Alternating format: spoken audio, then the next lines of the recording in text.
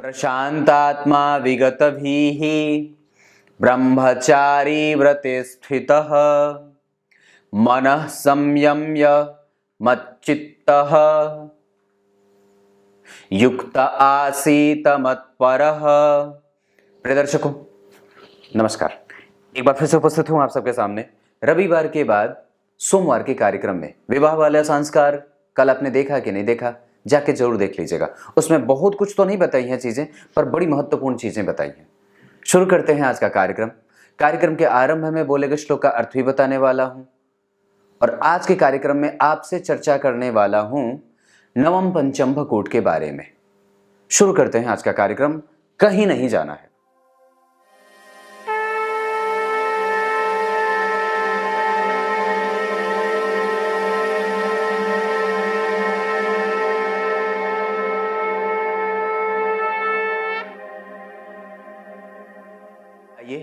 अब आपको सीधे विषय पे लेके आता हूं।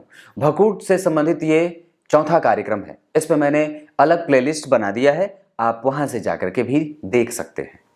भकूट दोष नवम पंचम के बारे में मैंने जब बात करी थी तो कुछ लोग ये बोल रहे थे कि नवम पंचम का भकूट दोष नहीं होता है।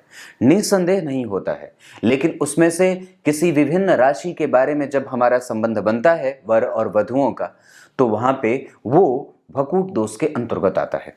मैंने पहले ही कार्यक्रम में जब आपका मैंने परिचय कराया था भकूट दोष से, या भकूट से संबंधित उस शब्द से आपका जब परिचय कराया था, तो ये बात कही थी कि भकूट जितने भी प्रकार के होते हैं, नवम पंचम, षडाष्टक, द्विद्वादश, तृतीय एकादश, ये जितने भी चतुर्थ सप्तम, ये जितने भी प्रकार के भकूट होते हैं, उसमें से प्रत्येक के अलग अलग परिणाम प्राप्त होते हैं। जैसे नवम पंचम का जो भकूट बनता है उसमें संतति का लाभ और परस्पर मैत्री भी नहीं होती है। मतलब दोनों में विचारों का भेद होता है और दोनों परस्पर एक दूसरे के लिए अनलकी और लकी के जैसे हो जाते हैं। कहने का मतलब है कि आज मैं आपसे ये चर्चा करने वाला हूं, जैसे मैंने यहाँ पे नवम पंचम भकूट लिखा हुआ है। नवम पंचम भकूट में जैसे मेष की राशि अगर लड़के की बने तो उससे पांचवें जो गिनने पे राशि आएगी, तो मेष, वृषभ, मिथुन, कर्क, सिंह, यानी कि ये भकूट नहीं माना जाएगा। ये भकूट दोष के अंतर्गत ये राशि दोनों नहीं आएगी। यहां जो जो राशियां लिखी हुई हैं, अगर ऐसे संबंध बनेंगे, एक बार फिर से बोल दूं, यहां मैंने बोर्ड पे जो जो राशि लिखी है, सिर्फ वही संबंध भकूट के संबंध के अंतर्गत आता है। मतलब अगर वर कर्क राशि का है और अगर वधु वृश्चिक राशि की है, तो भकूट दोष माना जाएगा। मतलब ये भकूट दोष होंगे, और ऐसी स्थिति में आपको उसका परिहार ढूंढना होगा, जिसका कार्यक्रम अभी बाकी है। क्लियर है? अगर अब जैसे ये कर्क हुआ, ये उसी तरीके से ठीक अगर कन्या का कोई वर है, मान लीजिए कोई लड़का अगर कन्या राशि का है, जैसे मैं कन्या राशि का ही हूं। क्लियर है? ये सच्ची में अगर मैं कन्या राशि का हूं तो मेरी जो शादी की स्थिति होगी वो कभी भी मकर राशि के जातिका से नहीं होनी चाहिए। अगर मैं कुंभ राशि का हूं तो मेरी जो विवाह की स्थिति होगी वो कभी भी मिथुन राशि के जातिका से नहीं होनी चाहिए। अब ऐसी स्थिति में मुझे उसका परिहार ढूंढना होगा। अगर वर या जो लड़का है अगर वो मीन राशि के अंतर्गत आता है, तो उसके विवाह के लिए कभी भी कर्क राशि की जातिका अगर आएगी तो ये भकूट दोष माना जाएगा, अशुभ होता है ये। बाकी के जितने राशि हैं आप करते रहो, कोई मतलब नहीं है, कोई फर्क नहीं पड़ता है, क्योंकि भकूट सिर्फ इन 4 राशियों में ही बनाया और माना गया है ग्रंथ और शास्त्रों में।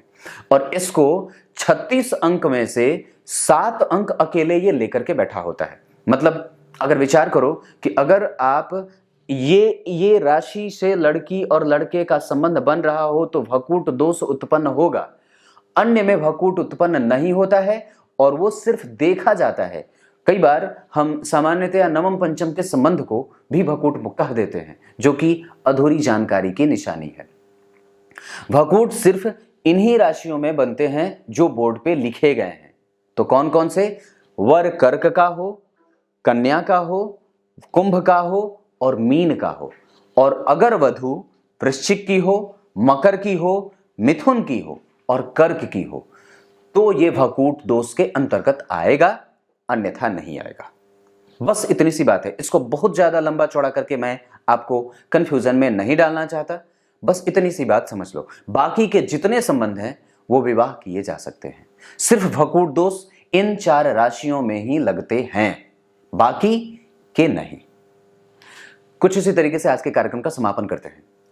कार्यक्रम के आरंभ में बोले गए श्लोक का अर्थ बता देता हूं। अब ये बात समझ में आ जाएगी। अगर इसी को आप उलट दोगे तो ये बात उल्टी हो जाएगी। मतलब अगर वृश्चिक तो वृश्चिक अगर तो हो तो वृश्चिक अगर रहेगी तो ये बात वहां पे हमें ये देखनी होगी कि उन दोनों के संबंध, जैसे राशि के इसका ये टोटल जो आधार है वो इस पे काम करता है कि राशियों की मैत्री कैसी हो रही है। मतलब अगर वर की राशि और वर वधु की राशि में मित्रता बन रही है नवम पंचम की या पंचम नवम की, तो टोटल जो आधार है वो 9वें और 5वें का ही है, 5वें और 9वें का ही है। लेकिन आपको मैंने यहां पे सिर्फ वो बता दिया है जो भकूट के लिए देखा जाता है। मतलब ये और ये अगर रहा तो नहीं हो, बाकी के हो तो हो। विवाह क्लियर है। अब कार्यक्रम के आरंभ में बोले गए श्लोक का अर्थ बता देता हूं। गीता जी के 6ठे अध्याय के 14वें श्लोक में भगवान ने बात कही है। क्या कही है? जो ब्रह्मचर्य व्रत का पालन करता हो, जो अपने आप को हमेशा ही स्थिति में ऐसे रखता हो कि उसे मिलने और ना मिलने का कोई शौक ना हो, वही मुझे अपने चित्त में बैठा हुआ मान करके मेरी आराधना करता है या फिर साधना में या मन को एकाग्र करने का प्रयास करता हो।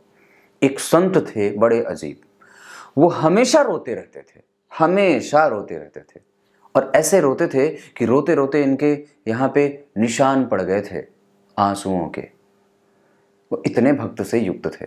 जब कभी भी भगवत चर्चा होती थी ऐसे काम में उलझे रहे, पर जब कभी भी भगवान की बात होती रहे, जब कभी भी मंत्र पढ़ते थे, जब कभी भी जप करते थे, रोते रहते थे। ऐसे सामान्यतया तो ठीक है, पर जब कभी अधिक संख्या में अधिक वक्त उनका जो है वो रोने में ही बीतता था, क्योंकि अधिक संख्या में वो अधिक मात्रा में अधिक समय भगवान को याद करने में ही बिताते थे। ऐसी भक्ति थी। रोते रोते निशान पड़ गए थे गालों पे आंसुओं के। कुछ इसी तरीके से आज के कार्यक्रम का समापन करते हैं। तब तक के लिए इजाजत दीजिए। कल एक बार फिर से उपस्थित होंगे आप सबके सामने। तब तक के लिए बहुत बहुत नमस्कार।